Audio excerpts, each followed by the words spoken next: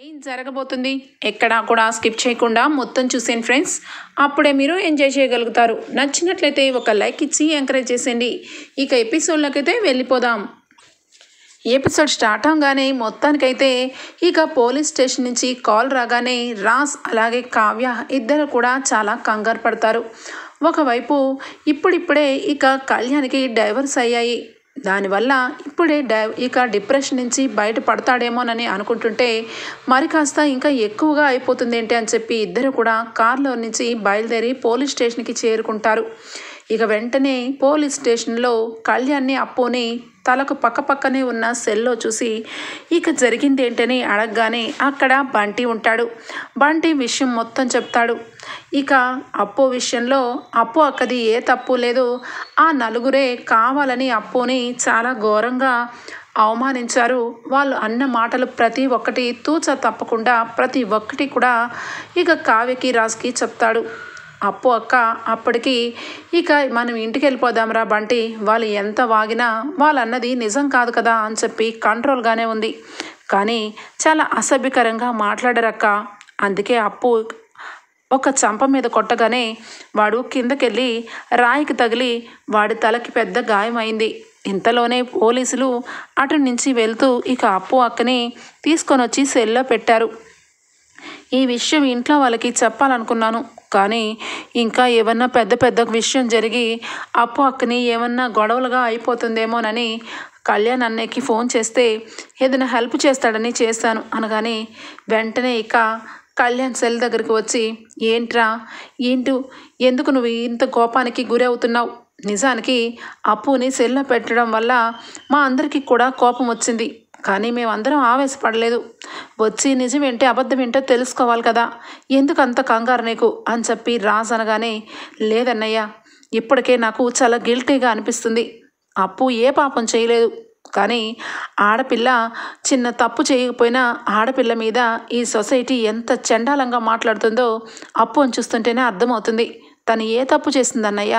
తను ఎందుకు ఆ రకంగా తలదించుకొని బ్రతకాలి? నేను అలాగే ఆ అనామిక ఇద్దరం పెళ్లి చేసుకోవడానికి సహాయం చేసింది. అలాగే నా విషయంలో ఎప్పుడూ కూడా ఒక మంచి స్నేహితురాల్లాగే ఉంది, నా మంచి కోరుకుంటూనే ఉంది.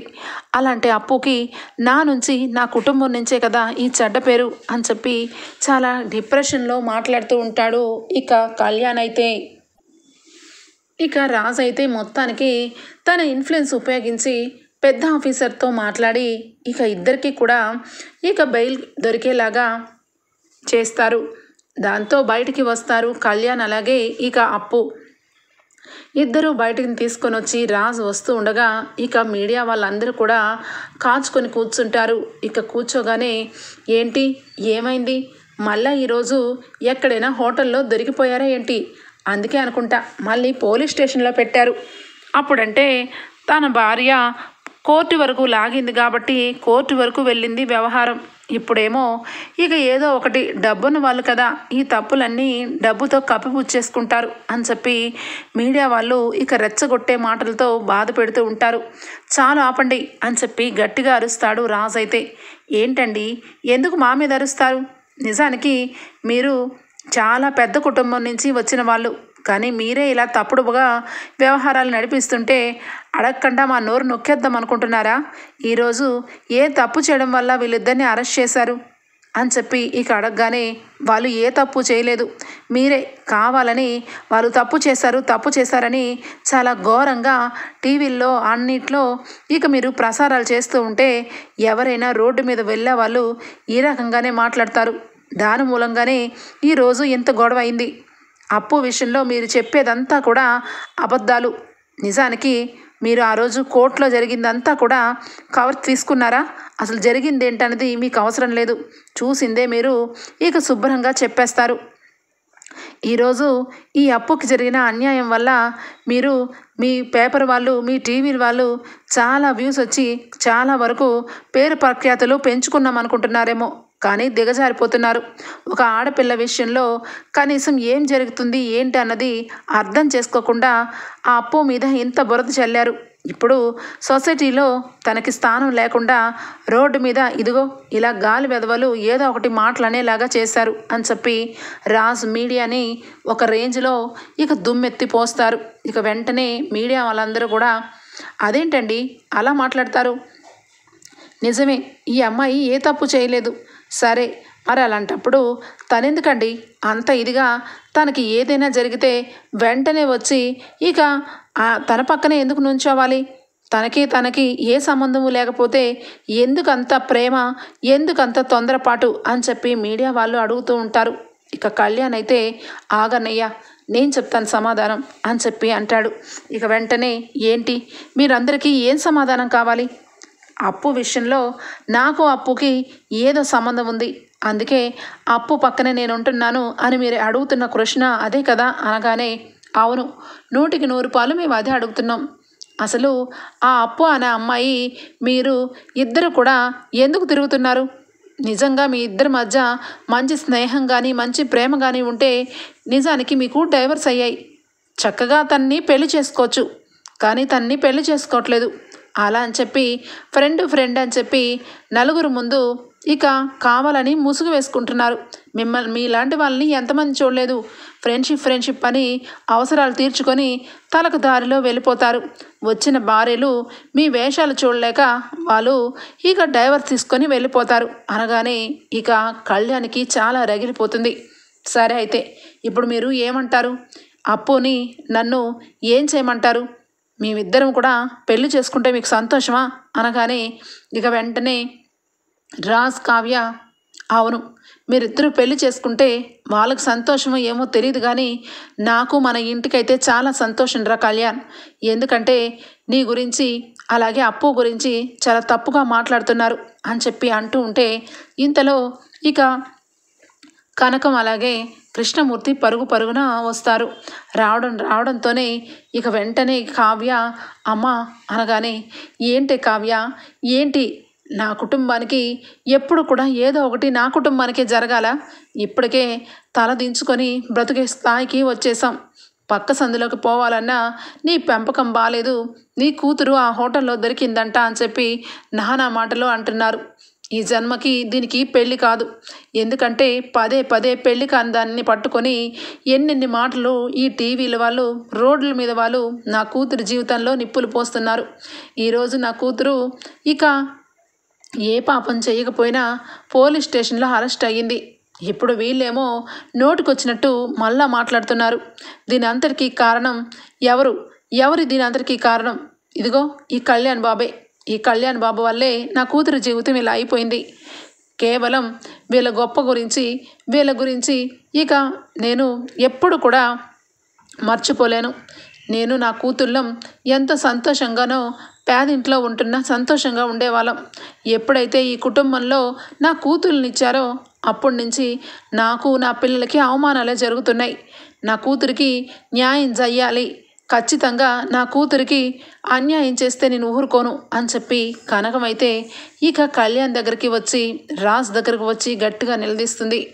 ఇక వెంటనే రాజ్ అయితే ఆగండి ఆంటీ ఆగండి, ఒరే కళ్యాణ్ ఏం చేయాలనుకుంటున్నావురా, ఎప్పుడైనా అవతల వాళ్ళ నుంచి ఒక మాట అడిగేటప్పుడు మనం సమాధానం కూడా మనం చెప్పుకోవాలి, అందుకే నీకు చాలాసార్లు చెప్పాను, అప్పుని నువ్వు ఫ్రెండ్ లాగే చూస్తే ఇలా వచ్చేది కాదు, అంతకంటే ఏదో ఉంది, నీ మనసులో అప్పు మీద నిజంగా ప్రేమ ఉంటే చెప్పరా అనగానే అది అన్నయ్య నిజంగా ప్రేమ ఉంది, కానీ అప్పు విషయంలో అందరి ముందు నేను ఇప్పుడు గనక అప్పుని ప్రేమిస్తున్నానంటే అదొక పెద్ద విషయం కింద వేసేసి అప్పు జీవితాన్ని నాశనం చేస్తారు అనగానే ఒరే పిచ్చోడా, అప్పుని నువ్వు ప్రేమిస్తుంటే వాళ్ళందరూ నీ జీవితాన్ని అప్పు జీవితాన్ని ఎందుకు నాశనం చేస్తారు, పెళ్లి చేసుకుంటే ఎవ్వరూ ఏమి అనరు, వాళ్ళు ఇంకొక ప్రశ్న అడగడానికి నోరు మూసుకొని ఊరుకుంటారు, అలాగే ఇక అప్పు విషయంలో కూడా మన కుటుంబం నుంచి చాలా నష్టం జరిగింది, అందుకే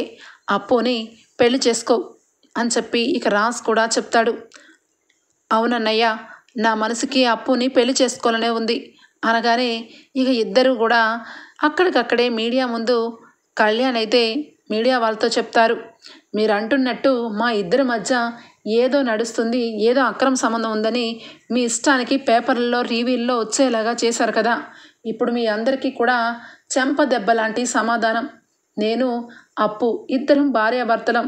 ఇక నుంచి మా ఇద్దరి మీద ఏమన్నా మీ ఇష్టం వచ్చినట్టుగా రాసుకోండి అని చెప్పి మంగళసూత్రం అప్పు మెడలో కడతాడు. అదే ఏంద్రాబాయ్ ఏంటి అని చెప్పి అప్పు అంటూ ఉంటే ఇక వెంటనే కావి కూడా ఒకవైపు ఆశ్చర్యపోతూ ఉంటుంది. కవిగారు ఏంటి కవిగారు అనగానే ఇక పెళ్ళి అయిపోతుంది. వెంటనే మీడియా వాళ్ళందరూ కూడా నోరు మూసుకొని తలకు తోవున పోతారు. అంతే. ఇక వెంటనే కూడా ఇంటికి కనకం అయితే ఒక్కసారిగా షాక్ అయిపోతుంది. ఇక కనకం ఏంటి బాబు నువ్వు చేసింది? నా కూతురు ఈరోజు ఇంతమందితో నోటు మీద అందరి నోటుతో మాటలు అనిపించుకుంది. ఇప్పుడు ఇంటికి తీసుకుని వెళ్ళి ఇంకాస్త బాధ పెడతావా దాన్ని అనగానే లేదంటీ, నిజానికి అప్పుని నేను ఎంతగానో మనస్ఫూర్తిగా ప్రేమించాను. కానీ నేను పెళ్లి చేసుకుని తప్పు చేశాను. నా భార్య ఉండగా అప్పు మీద నా ప్రేమని ఏ రకంగా చూపించలేకపోయాను. కానీ ఈరోజు చెప్తున్నాను, అప్పు అంటే నాకు చాలా ఇష్టం. అప్పుని పెళ్లి చేసుకొని ఇక నేను పువ్వుల్లో పెట్టుకొని చూసుకుంటున్నాను. ఇక మీరు ఎట్టి పరిస్థితుల్లోనూ ఈ విషయం గురించి బాధపడకండి అని చెప్పి కనగానే కనకం ఇక మనసులో చాలా సంతోషపడుతుంది. రాస్ ఇక సరే ఆంటీ, మీరైతే బాధపడకండి. ఖచ్చితంగా అప్పుని ఇంట్లో ఎవరు ఏమి అనకుండా నేను చూసుకుంటాను, సరేనా అనగానే కృష్ణమూర్తి కనకం ఇక వెంటనే కూడా కళ్ళమ్మట నీళ్లు పెట్టుకోగానే ఇద్దరికి ఇక అప్పు అలాగే ఇక కళ్యాణ్ ఇద్దరు దండం పెడతారు. ఆశీర్వదించి అప్పు ముందే చెప్తున్నాను, ఇప్పటి వరకు ఒక మగపిల్లవాళ్ళలాగా ఈ రకంగా ఉన్నావు కాబట్టి, అది అమ్మ దగ్గర ఉన్నావు కాబట్టి సరిపోయింది. ఇప్పుడు అత్తవారింటికి వెళ్తున్నావు. నీ బట్టలు, నువ్వు, నీ ప్రవర్తన మగరాయిల్లా కాకుండా ఆడపిల్లగా అణిగి మణిగి ఉండు అని చెప్పి ఇక అనగానే ఇక వెంటనే కళ్యాణ్ అయితే ఆంటీ మీరు మాట్లాడద్దు. అప్పుని ఈ రకంగా ఉంటేనే నాకు ఇష్టం. అప్పుని నేను ఇలాగే చూసే ప్రేమించాను. అప్పు నా గురించి మారిపోనవసరం లేదు. తను ఎప్పటికీ ఎలా ఉండాలో తన ఇష్టం అది. మా ఇంట్లో వాళ్ళు ఎవరు కూడా తను తప్పు పట్టరు అని చెప్పి ఇక అక్కడి నుంచి సరాసరి ఇంటికి బయలుదేరి వెళ్ళిపోతారు.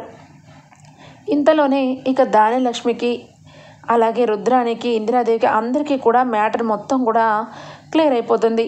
ఆల్రెడీ టీవీల్లో అప్పుకి కళ్యాణ్కి పెళ్లి చేసిన విషయం ఇక కళ్యాణ్ కావ్య అనే ఇద్దరు కూడా ఇక అక్కడ పెళ్లి చేసినట్టుగా మెన్షన్ చేసి మరీ చెప్తూ ఉంటారు. ఇక ఇక్కడ చూస్తే దానిలక్ష్మి చాలా బాధతో తల్లడిల్లిపోతూ ఉంటుంది. నా కొడుకు జీవితాన్ని బాగా అర్థం చేసుకుంటుందేమో, ఒక తల్లిలాగా ఇక నా కొడుకు జీవితాన్ని చక్కదిద్దుతుందేమోనని అనుకున్నాను. కానీ నా కొడుకు జీవితాన్ని నెట్టన నిలువున ఇక ముంచేసింది కావ్య అని చెప్పి దాన్ని ఇంట్లో నెత్తిన పెట్టుకున్నారు. ఇప్పుడు నా కొడుకు జీవితం ఇక కావాలని పాడు చేసింది, ఆ అప్పునిచ్చి పెళ్లి చేసింది అని చెప్పి ఇక ఇంట్లో రుద్రతాండమే ఆడుతూ ఉంటుంది దానిలక్ష్మి. ఇంతలోనే ఇక ఇంటికి వచ్చిన అప్పు అలాగే కళ్యాణ్ ఇద్దరిని చూసి ఒక్కసారిగా ఇందిరాదేవి ఇక లోపలికి రమ్మని ఇక హారతి తీసుకొని ఇవ్వమని చెప్తూ ఉంటుంది. అత్తయ్య గారు, ఇంతవరకు మీరు పెద్దవాళ్ళు కాబట్టి మీరు ఏది చెప్పినా నేను చేశాను. కానీ ఇది నా కొడుకు కోడల విషయం. దయచేసి నాకు మాట్లాడే అవకాశం ఇప్పించండి అని చెప్పి గుమ్మం దగ్గరే వాళ్ళిద్దరినీ ఆపేసి, ఒరేయ్ ఎంత పని చేసావురా, నీకంటూ జీవితంలో ఎంత మంచి లైఫ్ ఉంది, అలాంటిది ఈ అప్పుని పెళ్లి చేసుకుంటావా? ఈ అప్పు చాలా సామాన్యురాలు కాదు. మొత్తానికి నిన్ను ఏదో రకంగా బొట్లో వేసుకొని నిన్ను పెళ్లి చేసుకుంది. ఇదిగో ఈ పక్కన ఈ కావ్య ఉన్నంత వరకు ఏ రోజు కూడా ఎవరూ నెగ్గలేరు అని చెప్పి ఇక కావాలని కావ్యని అప్పుని చాలా పెద్ద పెద్ద మాటలే అంటూ ఉంటుంది దానిలక్ష్మి. ఇక వెంటనే చిన్న పిన్ని, ఏం మాట్లాడుతున్నావు పిన్ని? జరిగిన విషయాలన్నీ నీకు తెలుసు. అప్పు విషయంలో ఎందుకు తప్పుగా మాట్లాడుతున్నావు? ఈరోజు అప్పు జీవితాన్ని చాలా ఘోరాది పరిస్థితిలో తీసుకొచ్చింది నువ్వు అలాగే అనామిక. నిజానికి అప్పు మీద లేనిపోని నిందలు వేసిన ఇక అనామికతో పాటు నువ్వు కూడా తోడుబడి వాళ్ళ ఇంటికి వెళ్ళి గొడవ చేశావు. అక్కడ చుట్టుపక్కల అందరి దృష్టిలో అప్పు కళ్యాణ్కి ఏదో సంబంధం నడుస్తున్నట్టు ఇక అందరూ అనుకున్నారు. చివరాఖరికి మొన్న హోటల్ విషయంలో కూడా నీ కోడలు కావాలని ఇద్దరికి గడియ పెట్టించి నలుగురిలో నవ్వులు పాల్చేసింది అనగానే, అవును రాజ్, జరిగింది అనామిక వల్ల చాలా పెద్ద విషయమే, అది నేనేమీ సమర్థించను అలా అని చెప్పి ఈ అప్పుని కోర్టులో ఇక ఉత్తమరాలని ఇక చెప్పారు కదా జడ్జి గారు. ఇంకా వీళ్ళకి ఏమనిపించిందంట, నా కొడుకు పెళ్లి చేసుకోకుండా వదలలేకపోయిందా అనగానే, చాలు ఆపండి పిన్ని, కోర్టు వరకు వెళ్ళి ఇక నిజాలు అపనిజాలు అసలు నిజాలు ఎవరికి కావాలి, బయట జరిగిందే కావాలి, బయట టీవీల్లో చూసిందే కావాలి. కోర్టులో అప్పు కళ్యాణ్ ఏ తప్పు చేయలేదని జడ్జి గారు ఇచ్చిన సర్టిఫికేట్ పట్టుకొని ఊరంతా తిరిగి అప్పు చూపిస్తుందా, లేకపోతే కళ్యాణ్ చూపిస్తాడా? ఈరోజు కళ్యాణ్కి అప్పుకి నిందలు వేసి వాళ్ళ జీవితాల మీద చాలా పెద్ద మచ్చనే వేసి వెళ్ళిపోయింది అనామిక. ఆ మచ్చని చెరపాలంటే పెళ్ళి చేసుకోవాలి, పెళ్ళి చేసుకుంటేనే ఇక కళ్యాణ్కి పరువు, ఇక అలాగే అప్పు పరువు, ఇద్దరికీ కూడా పరువు దక్కుతుంది. లేదంటే ఎక్కువగా కళ్యాణ్ కంటే అప్పు జీవితంలోనే చాలా డ్యామేజ్ అవుతుంది. ఏ పెళ్లి కొడుకు ముందుకు వస్తాడు పెళ్లి చేసుకోవడానికి? ఒక అతనితో అక్రమ సంబంధం పెట్టుకుంది అని నోటికి వచ్చినట్టుగా ఇప్పటికే మాటలు పడుతున్న ఆ కుటుంబం ఇక అప్పు గురించి వాళ్ళు ఎంత బాధపడుతున్నారో అర్థం చేసుకో. కానీ నువ్వు మాత్రం నీ కొడుకు జీవితం గురించి బాధపడుతున్నావు. కానీ నీ కొడుకు వచ్చిన డోకా ఏమీ లేదు పిన్ని, వాడు ఎప్పటికీ కూడా పై స్థానంలోనే ఉంటాడు. అప్పుని పెళ్లి చేసుకున్నాడు, వాడి జీవితంలో ఏదైతే కోల్పోయాడో అది సాధిస్తాడు. నువ్వు అనవసరంగా లేనిపోని ఆలోచనలు పెట్టుకోవద్దు, తప్పుకో పిన్ని అని చెప్పి ఇక లోపలికి కళ్యాణ్ని అప్పుని లోపలికి తీసుకొని వస్తాడు. ఇక వెంటనే ప్రకాశం కూడా, చూడు ధాన్యం, నీ మనసు నిండా నీ కొడుకు అంటే నిజంగా నీ మనస్ఫూర్తిగా నీ కొడుకు జీవితం బాగుండాలి అనుకుంటే వాళ్ళకి అడ్డు తప్పుకో. వాళ్ళ జీవితంలో వాళ్ళు ఏ తప్పు చేయకపోయినా తప్పు చేశారని చూపించి చివరాఖరికి నా కొడుకు అలాగే ఆ అమ్మాయి ఇద్దరు పెళ్లి చేసుకొని వచ్చేలాగా చేసింది నువ్వే. అలాంటప్పుడు నువ్వే అడ్డు తప్పుకుంటే ఏంటి? అయినా ఆ అనామిక కంటే అప్పు ఏం తీసిపోయింది? అప్పు ఎప్పుడు కూడా నలుగురు కోసం పోరాడే మనిషి, ఎవరి దగ్గర ఏ అన్యాయం కూడా చెయ్యని మనిషి. అంటే కట్టుబొట్టు తీరులో నీకు నచ్చకపోతే రేపొద్దున్న చీర కట్టుకోమని చెప్పు, లేదంటే నీకు నచ్చినదిగా నువ్వే తయారు చెయ్యి, అంతకు మించి తన మీద నీకు ఎందుకు అంత ద్వేషం అని చెప్పి అంటాడు. ఇక ప్రకాశం అయితే, లేదు, అసలు నాకు అప్పు అంటేనే ఇష్టం ఉండదు. ఇలాంటి పిల్లని నా కొడుకు జీవితంలో నేను కల్లో కూడా ఊహించుకోను. అలాంటిది తిన్నగా నా కొడుకు జీవితంలోకి వచ్చింది. దీనంతటికీ కారణం ఎవరో తెలుసా? ఇదిగో ఈ కావ్య మొట్టమొదటి నుంచి నా కొడుకుని కావాలని తన దారిలో తిప్పుకుంది. కన్న తల్లి కన్న తండ్రి మీద లేని ప్రేమ ఇక వదిన మీదకి వచ్చేలాగా చేసింది. చివరాఖరికి నీ కళ్ళు చల్లబడ్డాయా, నీ చెల్లిని మొత్తానికి కోడల్ని చేసావు కదా అని చెప్పి ఇక అంటూ ఉంటుంది. వెంటనే రుద్రాణి, అయ్యో దాని లక్ష్మి వదిన, నేను మొట్టమొదటి నుంచి అనుమానిస్తూనే ఉన్నాను ఈ కావ్య తక్కువది కాదని. ఆ రోజు అనామిక విషయంలో కూడా కావ్య వల్లే అనామిక అంత ఘోరంగా రెచ్చిపోయి ఆ రకంగా మాట్లాడింది. అది మీకు అర్థం కాదేమో, కానీ నాకైతే క్లియర్గా అర్థమైంది. అసలు ఈ కావ్యకి మొట్టమొదటి నుంచి అప్పుకి కళ్యాణ్కిచ్చి పెళ్లి చేయాలని నిశ్చయించుకుంది. తల్లి కూతుళ్ళు ఇద్దరు కూడా ఈ ఇంట్లో పెళ్లి జరిగిన ప్రతిసారి ఎన్నెన్ని అపశకనాలు చేశారో మర్చిపోయావా? ప్రతి విషయంలోనూ ఆ దానిలక్ష్మి, ఆ కనకం అయితే కుంకుమ కింద పడేయడం, అలాగే ఇక శుభలేఖని ఈవిడ గారు తగలపెట్టేయడం, కార్తీక మాసంలో ఇక తన ఒత్తుల్ని ఇక తన దీపాలని కావాలని నీళ్ళల్లో మునిగిపోయేట్టు చేయడం, అలా ఒకటేంటి ప్రతి ఒక్కటి, చివరాఖరికి పంతులు గారితో కూడా అబద్ధాలు చెప్పించడం, ఇవన్నీ కూడా వీళ్ళు వేసిన డ్రామా కాదా అని చెప్పి ఇక రుద్రాణి కూడా ధాన్యలక్ష్మికి సపోర్ట్ ఇస్తూనే తన వైపు నుంచి లో ఫోల్స్ అన్నీ కూడా చెప్తూ ఉంటుంది. ఇక అప్పుడు మాట్లాడతాడు కళ్యాణ్, అత్త జాగ్రత్తగా మాట్లాడు, మొన్నటి వరకు ఏం మాట్లాడినా ఎంతో కొంత సరేలే కదానని అలానే నోరు మూసుకొని ఊరుకున్నాను. కానీ ఇప్పుడు ఎంత ఘోరంగా వదిన ఫ్యామిలీ గురించి తప్పుగా మాట్లాడితే అసలు ఊరుకోను. నిజానికి ఆ అనామిక నా జీవితంలోంచి అసలు నిజానికి వచ్చింది ఎవరి వల్ల? మా వదిన వల్ల. వదిన నన్ను ఆనమ్మకని కలపాలని ఎంతగానో ట్రై చేసింది. ఇంట్లో అందరూ కూడా అసలు ఆ పెళ్ళి సరిపోలేదు, ఆ ఇద్దరి జాతకాలు కుదరలేదు అన్నా కూడా మా వదిన వల్లే నాకు ఆ పెళ్ళి జరిగింది.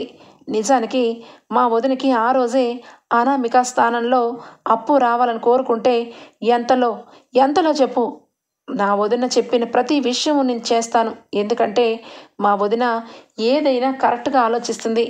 అమ్మా, చిన్నప్పటి నుంచి నువ్వు నన్ను కన్నావు తప్పించి పెంచడం అనేది నీకు సాధ్యం కాలేదు. అందుకే ఇక పెద్దమ్మ చేతుల్లోనే పెరిగాను. ఈరోజు నిజానికి అప్పుని పెళ్లి చేసుకొని ఇంటికి వస్తే నువ్వు ఖచ్చితంగా నా మనసు తెలుసుకొని నాకు సంతోషంగా హారతి పళ్ళెంతో హారతిస్తావనుకున్నాను. కానీ నువ్వు ఇంత ఘోరంగా ఆలోచిస్తావనుకోలేదు. ఎక్కడి నుండి వచ్చిందమ్మా ఈ స్వార్థం? నీ కొడుకు జీవితం నీకు ముఖ్యం, అంతేగాని సాటి ఆడపిల్ల జీవితం మాత్రం నీకు ముఖ్యం కాదు. మనకు పింకీ ఉంది. పింకీకి రేపు పొద్దున్న ఇలాంటి స్థితే వస్తే నువ్వు ఏ రకంగా బాధపడతావు? చెప్పమ్మా, చెప్పు. మీ ఇంటి ఆడపిల్లకి ఒక లెక్క, బయట ఆడపిల్లకు ఒక లెక్క. అప్పుని రోడ్డు మీద వెళ్తుంటే ఎంత నీచంగా మాట్లాడుతున్నారో నీకు తెలుసా? ఒక ఆడదానిగా అవతల ఆడదాన్ని అర్థం చేసుకోకపోతే ఇంకెందుకమ్మా? ఈరోజు చెప్తున్నాను, మీకు ఇష్టం ఉన్నా లేకపోయినా అప్పు నా భార్య. అప్పుతో నా జీవితం చాలా సంతోషంగా ఉంటుంది. నాకు జీవితంలో అప్పు ఉంటే ప్రతి ఒక్కటి కూడా నేను గెలుస్తాననే నమ్మకం నాకుంది అని చెప్పి ఇక కళ్యాణ్ అయితే చాలా కరాఖండిగా తన మనసులో ఉన్న నిర్ణయం చెప్పేస్తాడు. ఇక ఇందిరాదేవి సీతారామయ్య, ఒరే మనవడా, నీకు నా ఫుల్ సపోర్ట్ రా. నీ జీవితం బాగుపడాలని మేము కూడా కోరుకున్నాం. ఏదో రకంగా పెళ్ళి అయితే జరిగింది. ఈ పెళ్లితో నువ్వు చక్కగా సంతోషంగా ఉండు అని చెప్పి అక్షంతలేసి ఆశీర్వదిస్తారు. ఇక రాజ్, కావ్య ఇద్దరు కూడా ఇక అలానే నుంచొని ఉండిపోగానే అపర్ణ వచ్చి, ఒరే రాజ్, కావ్య, ఇద్దరు కూడా మీ తమ్ముడు జీవితం కోసం చాలా చాలా గొప్పగా ఆలోచించారు. కానీ దానిలక్ష్మికి మీరిద్దరూ ఏదో తన జీవితం, తన కొడుకు జీవితం చెడగొట్టేశారన్నంత భ్రమలో ఉంది. ఏదో ఒక రోజు ఆ భ్రమ నుంచి బయటకు వస్తుంది. మీరిద్దరు కూడా ఇక అన్ని విధాలా మీరు ఈ ఇంట్లో పనులు చక్కబెట్టారు కాబట్టి ఇకనైనా మీ ఇద్దరి మీద మీ ఇద్దరు ప్రేమ అనురాగాలు పెంచుకోండి. చూడన్న కళ్యాణ్, అప్పుని కళ్ళల్లో పెట్టుకొని చూసుకో, నీ జీవితం చల్లగా కాపాడుకో అని చెప్పి ఇక అపర్ణ అప్పుని కళ్యాణ్ని ఆశీర్వదిస్తుంది. ఇటు ఇందిరాదేవి సీతారామయ్య కూడా ఆ పెళ్ళిని సమర్థిస్తారు. మొత్తానికి దానిలక్ష్మి మాత్రం ఇటు ఏమీ అనలేని పరిస్థితి ఏర్పడిపోతుంది. ఎవరు కాదన్నా అవునన్నా అప్పు నా కోడలు కానే కాదు అని చెప్పి అలాగే భీష్మించుకొని హాల్లో కూర్చుంటుంది. ఎటు వాళ్ళు అటు వెళ్ళిపోతారు. ఇక వెంటనే రుద్రాణి వచ్చి, వదినా, ఏంటి వదినా ఇంత ఘోరం? అసలు ఈ ఇంట్లో ఇంత ఇదిగా మారిపోవడానికి కారణం ఆ కావ్యే. ఆ కావ్యే లేకపోయింటే ఈరోజు అప్పు ఇంటికి వచ్చేది కాదు. ఆ అప్పుని ఏదో రకంగా కళ్యాణ్ జీవితంలోకి దాపరించింది. ఆ కట్టుబొట్టు తెలియని పిల్ల కనీసం వంగి మీకు దండం కూడా పెట్టలేదు. చివరాఖరికి ఆ బట్టలతో ఈ ఇంట్లో తిరుగుతూ ఉంటే ఎంత అవమానంగా ఉంటుంది. అలాంటి అమ్మాయిని కళ్యాణ్ కోరుకున్నాడా? లేదు, కావ్యనే అలా చేసింది. కావ్య అంటే ఇన్నాళ్ళు ఏదో మంచి అమ్మాయి అన్నట్టుగా చాలా పెద్ద సపోర్ట్ ఇస్తూ వచ్చావు. ఇప్పటికైనా అర్థం చేసుకోవదినా, నా మాట విని కావ్యని ఈ ఇంట్లోంచి పంపించడానికి నాతో చేయగలుపు. మనిద్దరము కలిసామంటే ఆ కావ్య దెబ్బకి ఇంట్లో నుంచి వెళ్ళిపోతుంది. అలాగే ఇక ఆ అప్పును కూడా ఇంట్లో నుంచి పంపించేద్దాం. చివరాఖరికి కళ్యాణ్కి మంచి సంబంధం తెచ్చి పెళ్లి చేద్దాం అని చెప్పి ధాన్యలక్ష్మి మనసులో రకరకాల బీజాలైతే నాటుతుంది రుద్రాణి.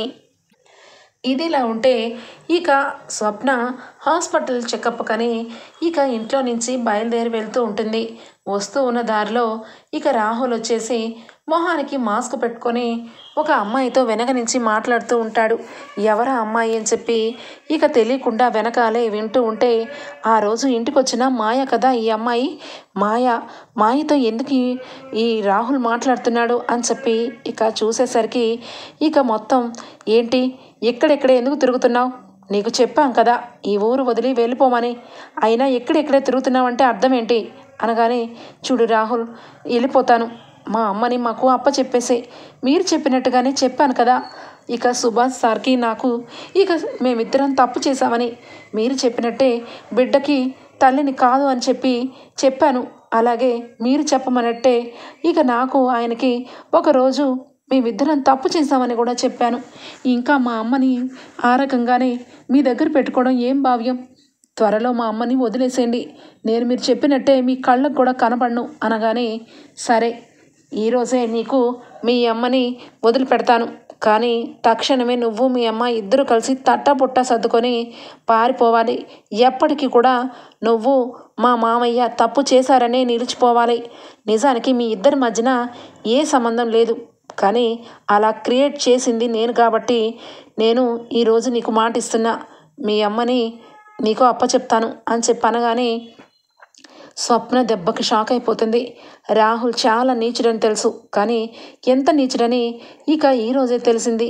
ఇలాంటి నీచుల్ని ఇక నా కడుపులో పుట్టిన బిడ్డకి తండ్రి అని చెప్పి ఏ రకంగా వదిలేయాలి? ఈ విషయం రాజ్కి చెప్పాలి.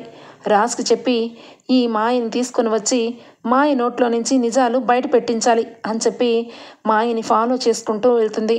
ఇక మాయ ఒక ఇంట్లో ఇక ఉండగానే వాళ్ళ అమ్మని ఇక రాహుల్ అయితే వదిలేస్తాడు. వాళ్ళ అమ్మని తీసుకొని ఇక మేము ఈరోజు సాయంత్రం కల్లా మేము ఈ ఇల్లు ఖాళీ చేసి వెళ్ళిపోతాం సార్ అని చెప్పి ఇక దండం పెడతారు. వెంటనే రాహుల్ అయితే అమ్మయ్య వీళ్ళ పీడ విరగడైపోతుంది అని చెప్పి తను ఇక అక్కడి నుంచి వెళ్ళిపోతాడు. ఇక అక్కడే కాపు కాసుకొని కూర్చొని స్వప్న వెంటనే కూడా ఆ తల్లి కూతుర్లు ఇద్దరిని ఫాలో చేసుకుంటూ వాళ్ళు ఏం మాట్లాడతారా అని చెప్పి అక్కడే ఉండిపోతుంది. ఇక తల్లి కూతుర్లు ఇద్దరు బట్టలు అయి సర్దుకొని అమ్మ ఇక్కడి నుంచి మనం వేరొక చోటకి వెళ్ళిపోవాలి. ఎందుకంటే మన ఇద్దరం ఇక్కడ ఉంటే ప్రమాదం అనగానే ఏంటమ్మా ఏంటి ఇదంతా అసలు వాళ్ళు ఎవరు అనగానే వాళ్ళు ఆఫీస్లో నా దగ్గర నుంచి చాలా వరకు డబ్బుని అలాగే ఇక ఆ కుటుంబం మీద పగని నా ద్వారా తీర్చుకున్నారమ్మా. నాకు నిజానికి డబ్బు ఇస్తానని ఆశ చూపించారు. నేను కూడా డబ్బు కోసం కక్కుర్తిపడి ఇక వాళ్ళు చెప్పిన మాటలన్నీ విన్నందుకు చివరాఖరికి నా కంటలే నా వేలతో పొడిచారు. ఈరోజు నిజానికి నేను ఆ కుటుంబంలో ఎవరితో ఏ తప్పు చేయలేదు. అసలు సుభాష్ సారు నాతో అసలు ఒక రోజు కాదు కదా ఒక క్షణం కూడా గడపలేదు. లేనిపోని మాటలతో ఫేక్ ఫొటోస్తో ఆయనని ఇక నాతో తప్పు చేసినట్టుగా ఆయన దగ్గర క్రియేట్ చేశాను. ఆ పాపమే ఈరోజు ఇదిగో ఈ రూపంలో మనల్ని వెంటాడుతుంది. ఈరోజు నిన్ను వదిలిపెట్టారు అంటే మన ఇద్దరిని ఇక్కడి నుంచి వెళ్ళిపోమన్నారు కాబట్టి ఇక ఇక్కడి నుంచి వెళ్ళిపోదామమ్మా అని చెప్పి అనుకోగానే ఇక స్వప్న చాలా ఆశ్చర్యపోతుంది. అంటే పాపం అంకుల్ ఏ తప్పు చేయలేదా? అంకుల్ ఏ తప్పు చేయకపోయినా కావాలని తప్పు చేసినట్టుగా సుభాష్ మా అత్త ఇద్దరు కలిసి ఇక మాయతో నాటకం ఆడించారా? చాలా దుర్మార్గులు వీళ్ళు. వీళ్ళని ఏం చేసి చావాలి? వీళ్ళంటోళ్ళని ఏ చెప్పుతో కొట్టాలి అని చెప్పి ఇక వెంటనే మాయ దగ్గరికి వెళ్తుంది. మాయ చూసి పారిపోబోతుంటే ఆగు అని చెప్పి ఇక రాజ్ కావ్య ఇద్దరు ఎదురు పడతారు. ఇంతలో ఇక వెంటనే కూడా స్వప్న కావ్య అసలు నిజానికి మీ మావయ్య గారు ఏ తప్పు చేయలేదే. ఇది మాయతో అదిగో ఆ రాహుల్ చాలా పెద్ద నాటకం ఆడించాడు. దీని అంతటికీ కారణం మా అత్తనే. మా అత్త చాలా ఘోరాది ఘోరంగా ఈ మాయని ఉపయోగించుకుంది. ఈ విషయాలన్నీ రాజుకి చెప్పకుండా నీకెందుకు చెప్తున్నానో అర్థం చేసుకోవే. కానీ ఈ ఇంట్లో ఉన్న సమస్య ఈ మాయతో తీసుకెళ్ళి నిజాలు చెప్తే ఖచ్చితంగా ఆంటీ మారిపోతారు. అంకుల్ ఆంటీ కలుస్తారు. కానీ దీని వెనకాల రాహుల్ ఉన్నాడని తెలిస్తే మాత్రం ఖచ్చితంగా జీవితాంతం రాహుల్ని ఇంట్లో నుంచి బయటికి పంపించేస్తారు. అప్పుడు నా కడుపులో ఉన్న బిడ్డకి తండ్రి లేకుండా అయిపోతాడు. కాబట్టి నీకే ఈ విషయం అప్పచెప్తున్నాను. నువ్వు బాగా ఆలోచించి రాహుల్ గురించి చెప్పాలంటే చెప్పు అని చెప్పి ఇక స్వప్న బాధపడుతూ చెప్తుంది. ఇక కావ్య వెంటనే కూడా రాజ్తో జరిగిన విషయం చెప్పకుండా ఇక మాయ అలాగే మాయ దగ్గర ఉన్న ప్రూఫ్లు అన్నీ కూడా తీసుకొని ఇక ఏమండి ఇలాంటి వాళ్ళ గురించి మనకెందుకండి, జరిగిన ప్రూఫ్లు మన దగ్గర ఉన్నాయి. సీసీటీవీ ఫుటేజ్లో మాయ ఏ రకంగా డ్రామా చేసిందో ఇవన్నీ మన దగ్గర ఉన్నాయి. అలాంటప్పుడు ఇవి తీసుకెళ్ళి అత్తయ్య గారిని మావయ్య గారిని కలిపేద్దాం పదండి అనగానే ఏంటి కలిపేది? అసలు మాయ నువ్వెందుకు చేసావు? ఈ పనంతా ఎందుకు చేయాల్సి వచ్చింది? మర్యాదగా చెప్తావా లేదా అనగానే ఇక వెంటనే ఏం చెప్పాలో తెలియక, లేదు లేదు సార్, నిజానికి డబ్బు కోసం కక్కుర్తి పడ్డాను. అలాగే సుభాష్ సార్కి నాకు సంబంధం ఉందంటే సార్ నాకు డబ్బు ఇస్తారు కాబట్టి ఆ డబ్బుతో మా కుటుంబం మేము ఇక బతకచ్చు అనుకొని ఈ నాటకం వేశాను. నా వెనకాల ఎవరు లేదు సార్, నన్ను నమ్మండి అనగానే ఇక అక్కడ ఉన్న ప్రూఫ్లు తీసుకొని ఇక రాజ్ కావ్య ఇద్దరు కూడా ఇక ఇంటికి తీసుకుని వెళ్ళి సుభాష్ గురించి వెనక ఎంత కుట్ర చేశారో మొత్తం కళ్ళకు కట్టినట్టుగా అపర్ణకి చూపిస్తారు. అపర్ణ సీసీటీవీ ఫుటేజ్ చూసి సుభాష్ని ఆ రకంగా మత్తులో తాగించి మాయ చేసిన వ్యవహారం అంతా కనబడుతుంది. ఒక్కసారిగా బాధపడుతుంది. ఆయనని చాలా అపార్థం చేసుకున్నాను. నువ్వు 1 సంవత్సరం కాలం పాటు నా కొడుకుతో జీవితం పంచుకున్నావు. అప్పుడే నా భర్త తప్పు చేయడని అలాగే నిలబడ్డావు. కానీ నేను మాత్రం నా భర్త మీద ఇంత నిందలు వేశాను అని చెప్పి చాలా బాధపడుతూ అపర్ణ పశ్చాత్తాపం పడి సుభాష్కి సారీ చెప్తుంది. ఇక అలాగే దుగ్గిరాల కుటుంబంలో అపర్ణ సుభాష్ కలిసిపోతారు. ఇంటికి తీసుకొచ్చిన అప్పు మీద లేనిపోన కుట్రలు వేసి అప్పుని కావిని పంపించడానికి ఇక ట్రై చేస్తూ ఉన్న రుద్రానికి ఏ రకంగా చెక్ పడుతుందో రాబోయే ఎపిసోడ్లో చూద్దాం ఫ్రెండ్స్. అంతవరకు bye, take care, thank you for watching.